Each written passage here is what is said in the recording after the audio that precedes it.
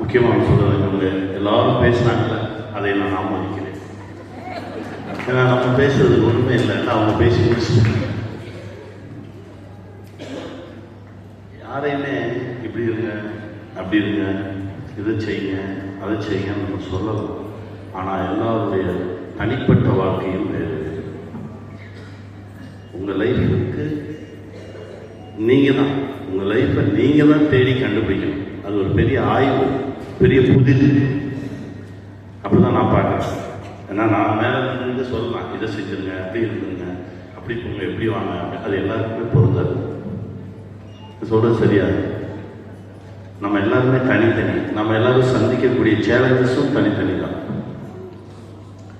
ரொம்ப அழகாக இருந்தது இங்கே மேடையில். அந்த ஒரு 3 பேர் இருந்தாங்க. அந்த 3 பேருக்கு ஒரு பலூன் கொடுக்கப்பட்டது. நான் பக்கத்தில் இருந்ததுனால தான் கேட்டேன், மெதுவாக மெதுவாக மெதுவாக வரும், மெதுவாக வேகமாக போகணும், மெதுவாக. அந்த பக்கம் ஒரு சவுண்டு மூர்த்தி ஒடியாது அப்படின்னா ஓடனா அடி கொடுக்கும், இவ்வளோ நடந்துச்சு. ஆனால் பலூன் கீழே விழது. அதுதான் ஒருவர் நம்பணும். நம்பும்போது தான் அந்த பயணம் ரொம்ப அழகாக இருக்கும். ஏன்னா ஒவ்வொரு ஆத்மாவுமே தன்னுடைய கடனை தீர்ப்பதற்காக தான் இந்த பூமிக்கு வந்திருக்குன்னு நான் நினைக்கிறேன். அந்த ஆத்மாவுக்கு எதிராக இருக்கக்கூடிய, அப்படியே எதிராக இருக்கக்கூடிய இன்னொரு ஆத்மாவை தான் இந்த பிரபஞ்சம் சேர்க்கும். அதான் சொல்லுவாங்க, நான் சொல்றது என் பொண்டாட்டி கேட்கவே மாட்டேன்டா, நான் ஒன்று சொன்னால் அப்படியே வேற சொல்கிறாங்க.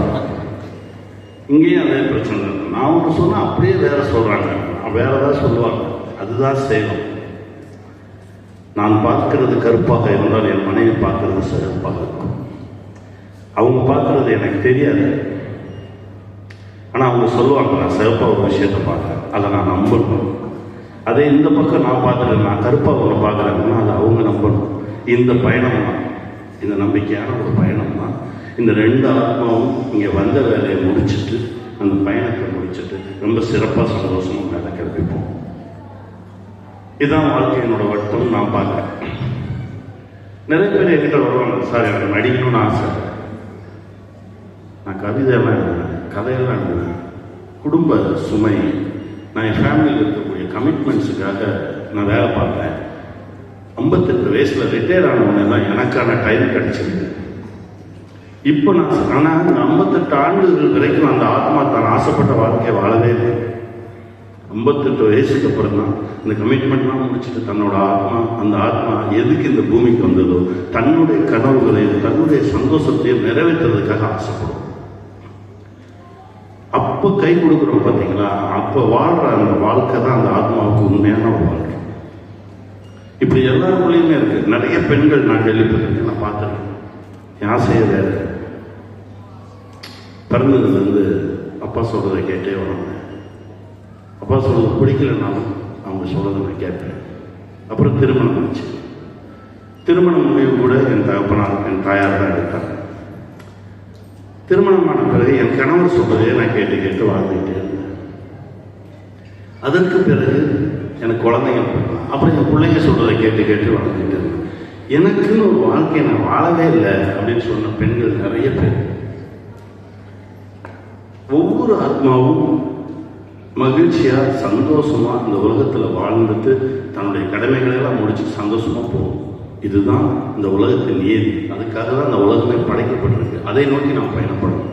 யாரையும் தட்டி வைக்கிறது. நான் சொல்றது எத்தனையோ பெண்கள், இந்த இப்போ சார் சொன்னார், சதீஷ் சார் சொன்னார், இந்த கிரே டிவோர்ஸ், அந்த சலிப்பு தன்மை, ஒரு டிவோர்ஸ் நான் பார்த்தேன். ஒரு அம்மா சொல்றாங்க, 55 வயசாச்சு, இப்போ நீங்கள் டிவோர்ஸ் வாங்கி என்ன செய்ய போறீங்க?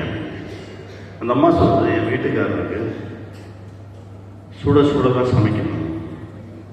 காலையில் நான் சுட சமைச்சு சாப்பிடுவார். ஆஃபீஸுக்கு போவார். 11 மணிக்கு வீட்டுக்கு வந்துடுவார். சுட காஃபி போட்டு, அது காலையில் வச்ச காஃபியை சுட வச்சு கொடுத்தாலும் சாப்பிட மாட்டார்.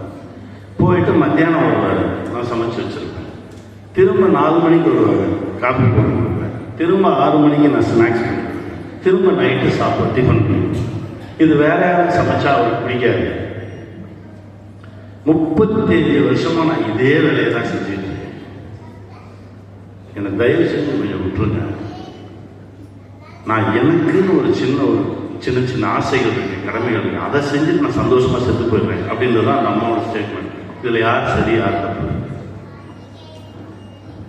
இதுதான் 35 வருஷமா ஒருத்தி ஒரே வேலையை செஞ்சுட்டு இருக்காங்க.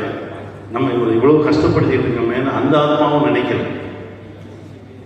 அந்த ஆத்மா நினைச்சிருந்தால் இந்த பந்தம் உடைஞ்சிருக்காது. ரொம்ப சிம்பிள், ஒருத்தர் நம்பணும், அவ்வளவுதான். நீ பாதி நான் பாதின்னு சொன்னது எல்லாமே அதுதான். ஒருத்தர் நம்பணும், ஒருத்தர் நேசிக்கணும், ஒருத்தர் விட்டு கொடுக்கணும். இன்னும் ரொம்ப நிறைய அந்த ஃபோன்ஸ் வந்ததுனால நிறைய குழப்பங்கள் வந்துருச்சு. இதுலேயே பல பேர் பாவம் பேசிகிட்டு இருக்கும்போது இந்த ஃபோன் பிரச்சனையில தான் இருந்தாங்க. அதையும் பார்த்துட்டே இருந்தாங்க. ஏன்னா மேலே இருந்ததுனால தெரிஞ்சது. எல்லாருக்கும் கையில் ஒரு பாம் வச்சிருந்த மாதிரியே ஒரு பதட்டம். அந்த ஃபோனை வச்சுட்டு அப்படியே பதட்டமாகவே இருக்காங்க. ஆமாம், கையில் அப்படியே வச்சுட்டு எல்லாமே அப்படியே ஒரு முடிச்சுட்டு தான் இருக்காங்க. பாவம், அந்த ஃபோன் வந்து அவ்வளோ பதட்டத்தை கொடுக்குது. முன்னாடியெல்லாம் நம்ம வீட்டில் செவ்வாய் சனி இதுக்கெல்லாம் விரதம் இருக்கும், தெரியுமா? அது எதுக்காக இருக்கும்? நம்ம குடும்பம் நல்லா இருக்கணும், நம்ம நல்லா இருக்கணும் அப்படின்றது. அந்த மாதிரி இப்போது டிஜிட்டல் ஃபாஸ்டிங் இருக்க வேண்டிய ஒரு இடத்துக்கு வந்து சேர்ந்துடும். நம்ம நல்லா இருக்கணும், நம்ம குடும்பம் நல்லா இருக்கணும்னா வாரத்துக்கு ஒரு நாள் போனே தொடாதீங்க. அது ஆப்ஷன் இருக்கு. இதுதான் நம்மளை அடுத்த தளத்துக்கு எடுத்துகிட்டு போகும். ஒரே வீட்டில் 4 பேர் இருப்போம், யாரும் பேச மாட்டாங்க. இந்த பக்கம் முன்னாடி முடிச்சிடலாம், யாரோடையுமே பேச மாட்டாங்க. இப்பெல்லாம் பக்கத்து வீடு தூரம் ஆயிடுச்சு. வீட்டுக்குள்ளேயே ரொம்ப தள்ளி தான் இருக்கும். கொஞ்சம் பக்கத்தில் வாங்க, பேசுங்க. ஒருத்தர் அமைதியாக இருந்தா ஏன் அமைதியாக இருக்குன்னு சொல்லி கேளுங்க. எங்கேயோ ஒரு சத்தம் கேட்டுக்கிட்டே இருக்கு, ஒரு நிமிஷம் நான் சொல்றதை கேளுங்களேன், ஒரு 2 நிமிஷம் நான் சொல்றதை கேளுங்க. அந்த மாதிரி கேட்கக்கூடிய அந்த குரலுக்கு காது கொடுங்க, எல்லாமே சரியாயிடும். வாழ்க்கையை வாழ்றதுக்கு ரொம்ப அற்புதமான வாழ்க்கையை சந்தோஷமாக வாழ்ந்துட்டு எல்லாம் மகிழ்ச்சியாக இறைவனை போய் சேரும்.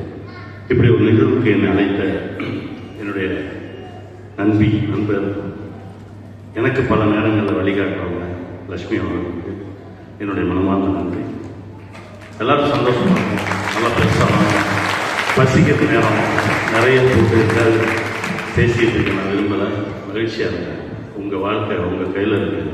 அதை எப்படியெல்லாம் நீங்கள் பார்க்குறீங்களோ அப்படியெல்லாம் அது மாறும். பார்க்குறது நம்ம கையில் தான் இருக்குது. நம்ம பார்க்குறது தான் நம்ம லைஃப். சந்தோஷமாக பாருங்கள், வாழ்க்கையை அழகாக பாருங்கள், வெல்லும்.